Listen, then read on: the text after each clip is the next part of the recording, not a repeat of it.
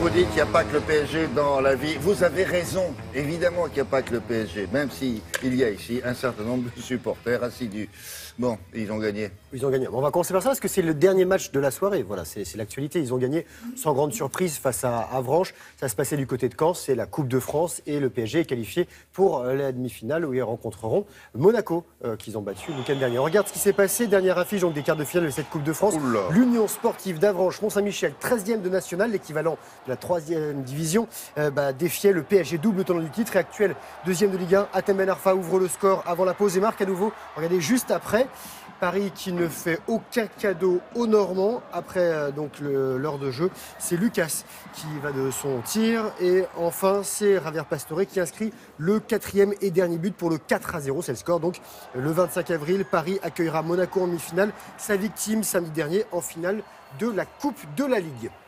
Plus tôt dans la journée, c'est Angers qui a décroché son ticket pour le dernier carré en battant Bordeaux 2-1.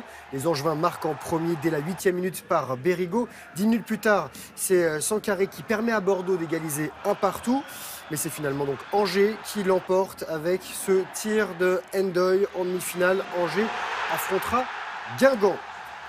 Un dernier mot de foot, un match à huis clos en Lorraine entre Metz et Lyon, rencontre reprogrammée de la 16e journée de Ligue 1, arrêtée en décembre dernier à cause d'un jet de pétard sur le gardien lyonnais. Victoire des Lyonnais justement 3-0, la Casette inscrit son 24e but de la saison. Ferry et Tolisso marquent dans les derniers instants. L'OL conforte sa 4e place et Metz est 14e. Pas mal ça. C'est pas mal. Bon, qu'est-ce qu'on a d'autre? Du hockey sur glace. Avec Gap qui n'est plus qu'à un match du titre national. Regardez, en finale de Ligue Magnus, les Rapaces. Magnus, c'est un ancien patineur créateur de la Ligue, de la Fédération. C'est les Rapaces de Gap en bleu. Ils affrontent les Dragons de Rouen et les joueurs des Hautes-Alpes se sont imposés 3-2 et mènent désormais 3 victoires à 2. Gap aura l'occasion de conclure vendredi à Rouen ou dimanche à domicile. Du cyclisme avec le Tour du Pays Basque, 160 km dont une quarantaine d'ascensions. Une arrivée à San-Sébastien. L'Espagnol David de la Cruz remporte la 3e étape et endosse le maillot de leader. Le premier Français au général s'appelle Rudy Mollard. Il est 6e.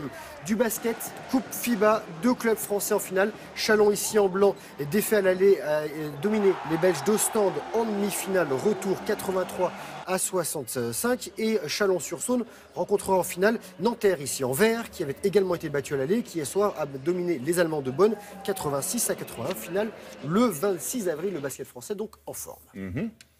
Et, alors nos petits tennisman. Alors on a une grande Williams Vénus qui le week-end dernier a été battue en finale à Miami. Ah bon, oui, je pensais pas à elle, oui, bien sûr. Non, vous vouliez des l'équipe de France. Demain, je vous ai préparé des petites images pour demain. Bon, oui, bien sûr. Non, parce que la sélection, elle n'a pas été facile, quoi. C'est ça que je veux dire. Il y en a qui ne sont pas là. On parlera de Coupe Davis demain.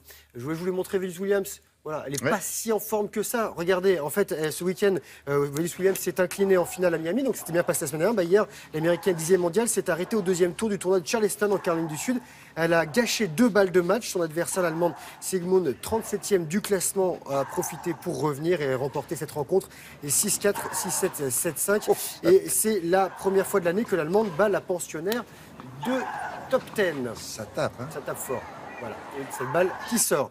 Et pour terminer, William, le beau département de l'Ardèche, et nous sommes sous terre dans l'Avenne d'Orniac, à l'occasion du renouvellement du label Grand Site de France, qui fait la promotion de la bonne conservation et de la mise en valeur de sites naturels classés. Il y en a que 17 en France.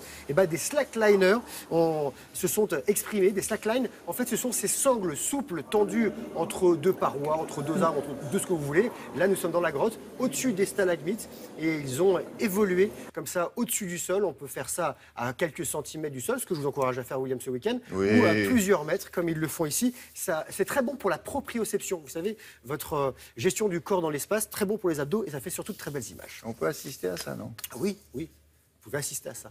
Voir de la slackline, et notamment dans la veine d'Orniac. Slackline. S-L-I-K-E. S-L-A-C-K. Slackline. Slack. Moi, je l'ai bouché, c'est pour ça, c'est dur. Et ça veut dire? Slack, sangle. D'accord, merci beaucoup.